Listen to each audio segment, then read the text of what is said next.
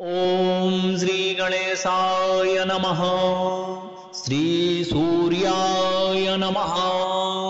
श्रीसूर्यकवचस्तोत्रम्। याज्ञवल्क्य उवाच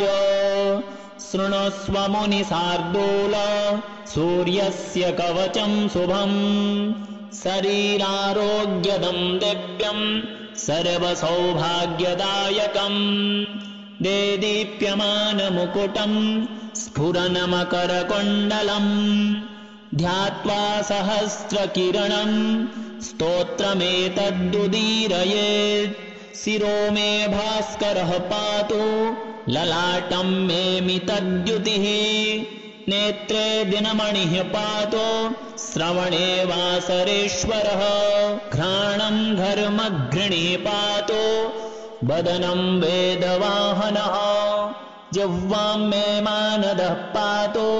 कण्ठं मे सुरवन्दिता स्कन्धौ प्रभाकरः पातु वक्षः पातु जनप्रियः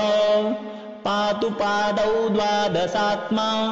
सर्वाङ्गं सकलेश्वरः सूर्यरक्षात्मकं स्तोत्रम् लिखित्वा भोर्जपत्रके दधाति यः करे तस्य वसगा सर्वसिद्धयः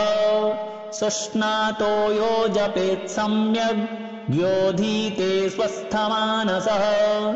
सरोगमुक्तो दीर्घायो सुखं पुष्टिं च विन्दति। याज्ञवल्क्य उवाच शृणुष्व मुनिशार्दूल सूर्यस्य कवचं शुभम् शरीरारोग्यदं दिव्यं सर्वसौभाग्यदायकम् देदीप्यमानमुकुटम् स्फुरन्मकरकुण्डलम् ध्यात्वा सहस्रकिरणम्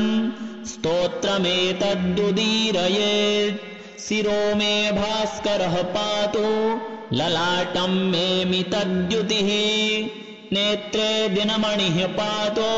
श्रवणे वासरेश्वरः घ्राणं धर्मघृणी पातु वदनं वेदवाहनः जिह्वां मे मानदः पातु कण्ठं मे सुरवन्दिता स्कन्धौ प्रभाकरः पातु वक्षः पातु जनप्रियः पातु पादौ द्वादशात्मा सर्वाङ्गं सकलेश्वरः सूर्यरक्षात्मकं स्तोत्रम् लिखित्वा भोर्जपत्रके दधाति यः करे तस्य वसगा सर्वसिद्धयः सुष्णातो यो जपेत् सम्यग्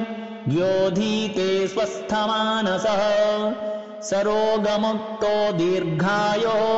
सुखं पुष्टिं च विन्दति। याज्ञवल्क्य उवाच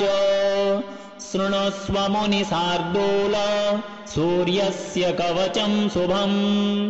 शरीरारोग्यदं दिव्यं सर्वसौभाग्यदायकम् देदीप्यमानमुकुटम् स्फुरन्मकरकुण्डलम् ध्यात्वा सहस्रकिरणम्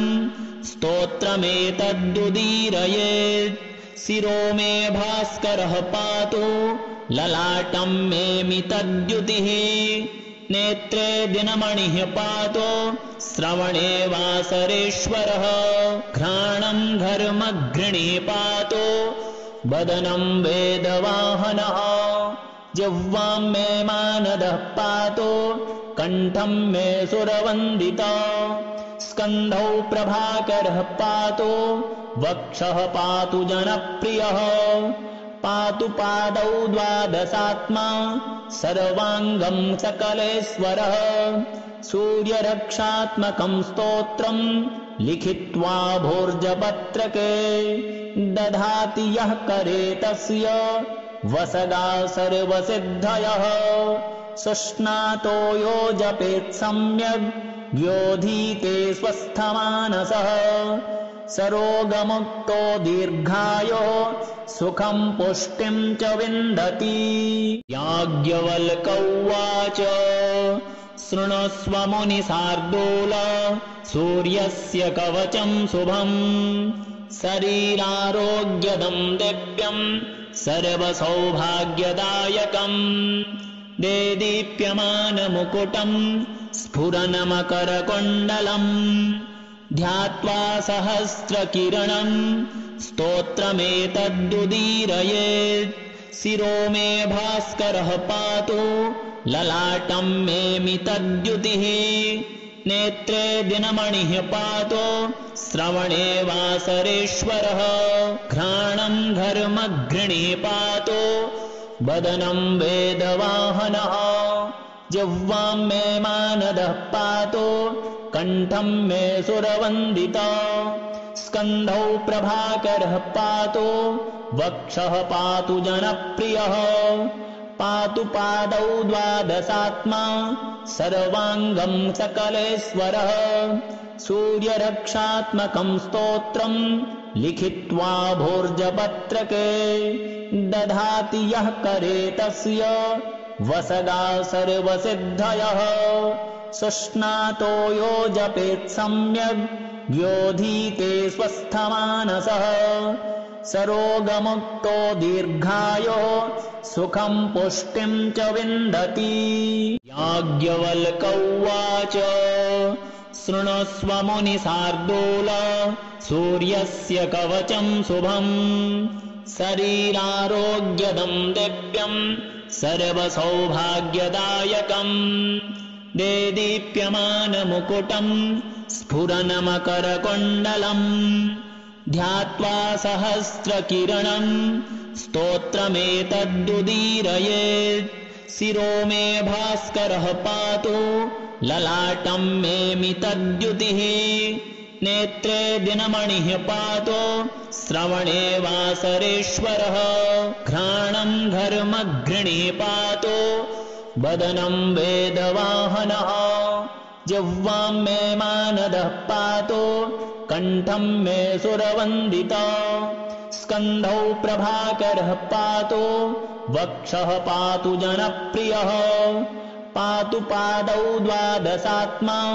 सर्वाङ्गं सकलेश्वरः सूर्यरक्षात्मकं स्तोत्रं लिखित्वा भोर्जपत्रके दधाति यः करे तस्य वसगा सर्वसिद्धयः सुष्णातो यो जपेत् सम्यग् व्योधीते स्वस्थमानसः सरोगमुक्तो दीर्घायो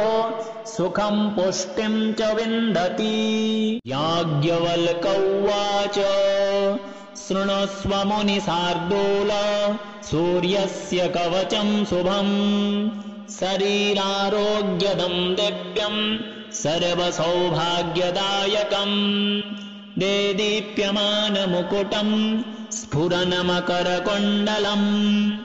ध्यात्वा सहस्रकिरणं स्तोत्रमेतद्दुदीरयेत् शिरो मे भास्करः पातु ललाटं मे मितद्युतिः नेत्रे दिनमणिः पातु श्रवणे वासरेश्वरः घ्राणं धर्मघृणिः पातु वदनं वेदवाहनः जिह्वां मे मानदः पातु कण्ठं मे सुरवन्दिता स्कन्धौ प्रभाकरः पातु वक्षः पातु जनप्रियः पातु पादौ द्वादशात्मा सर्वाङ्गं सकलेश्वरः सूर्यरक्षात्मकं स्तोत्रं लिखित्वा भोर्जपत्रके दधाति यः करे तस्य वसगा सर्वसिद्धयः सुष्णातो यो जपेत् सम्यग् व्योधीते स्वस्थमानसः सरोगमुक्तो दीर्घायो सुखं पुष्टिं च विन्दति याज्ञवल्क उवाच शृणुष्व मुनिशार्दूल सूर्यस्य कवचं शुभम् शरीरारोग्यदं दिव्यं सर्वसौभाग्यदायकम् देदीप्यमानमुकुटं स्फुरन्मकरकुण्डलम् ध्यात्वा सहस्रकिरणं स्तोत्रमेतद्दुदीरयेत् शिरो मे भास्करः पातु ललाटं मे मितद्युतिः नेत्रे दिनमणिः पातु श्रवणे वासरेश्वरः घ्राणं घर्मघृणिः पातु वदनं वेदवाहनः जिह्वां मे मानदः पातु कण्ठं मे सुरवन्दिता स्कन्धौ प्रभाकरः पातु वक्षः पातु जनप्रियः पातु पादौ द्वादशात्मा सर्वाङ्गं सकलेश्वरः सूर्यरक्षात्मकं स्तोत्रं लिखित्वा भोर्जपत्रके दधाति यः करे तस्य वसगा सर्वसिद्धयः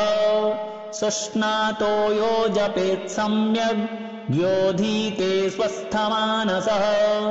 सरोगमुक्तो दीर्घायो सुखं पुष्टिं च विन्दति। याज्ञवल्क उवाच शृणुष्व मुनिशार्दूल सूर्यस्य कवचं शुभम्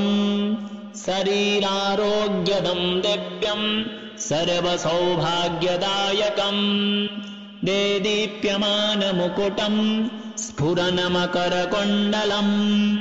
ध्यात्वा सहस्रकिरणं स्तोत्रमेतद्दुदीरयेत् शिरो मे भास्करः पातु ललाटं मे मितद्युतिः नेत्रे दिनमणिः पातु श्रवणे वासरेश्वरः घ्राणं घर्मघृणिः पातु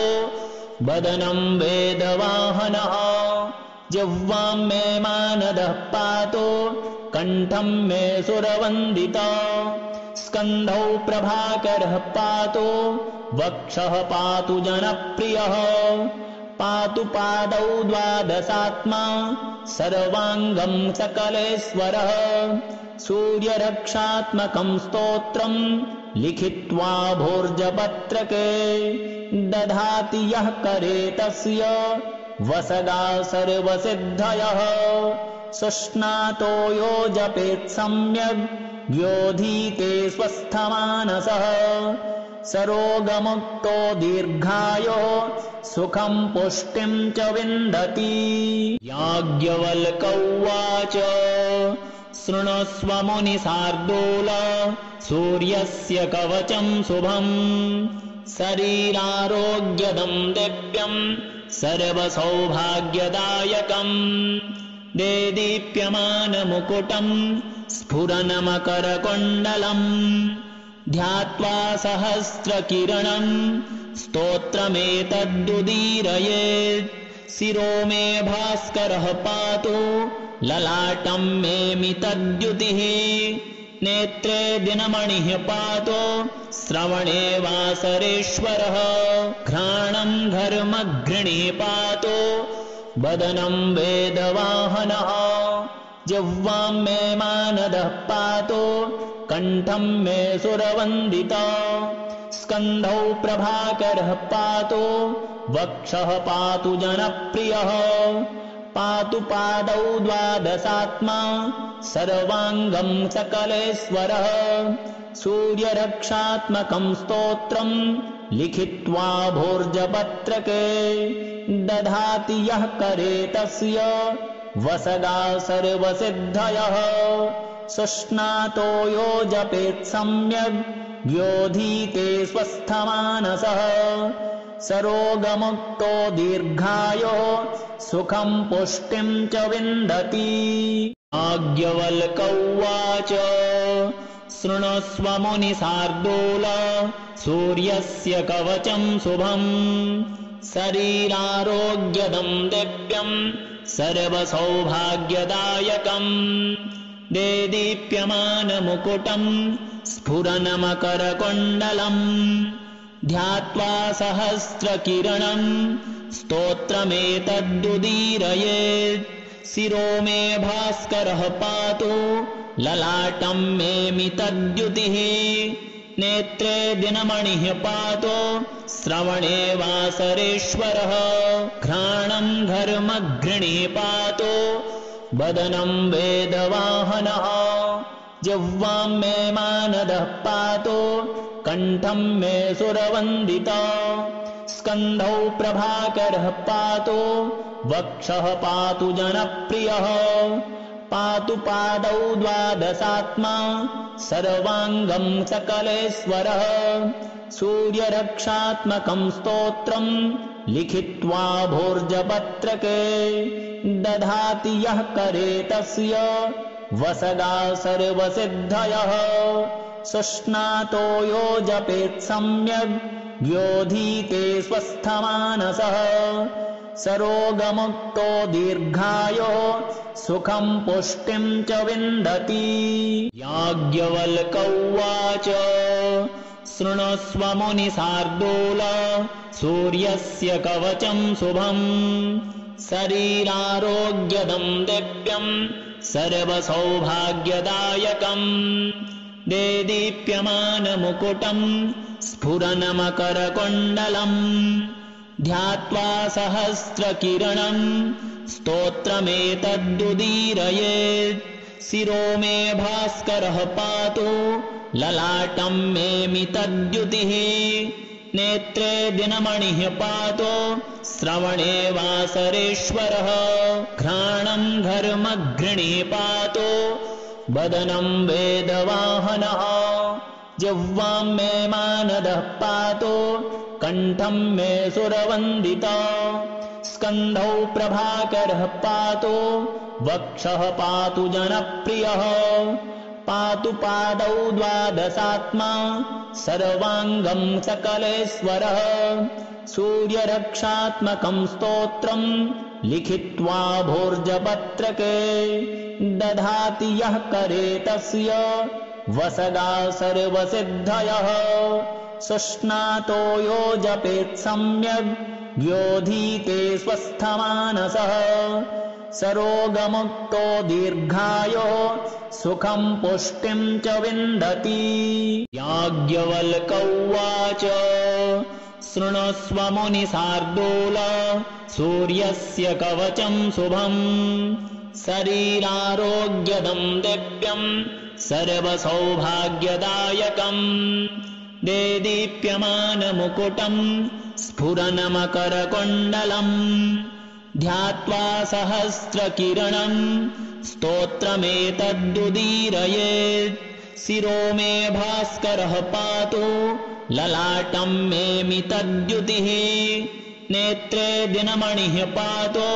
श्रवणे वासरेश्वरः घ्राणं घर्मघृणी पातु वदनं वेदवाहनः जिह्वां मे मानदः पातु कण्ठं मे सुरवन्दिता स्कन्धौ प्रभाकरः पातु